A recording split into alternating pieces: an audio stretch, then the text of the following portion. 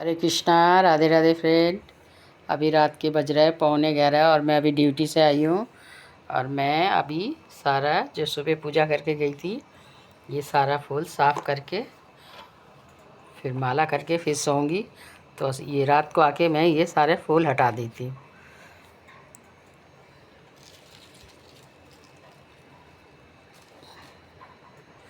और आज है अपरा एकादशी। अपरा एकादशी का बहुत बहुत शुभकामनाएं आपको।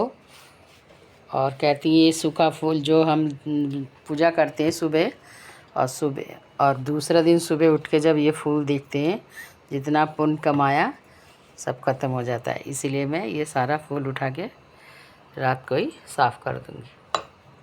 सॉरी, यहाँ भी है।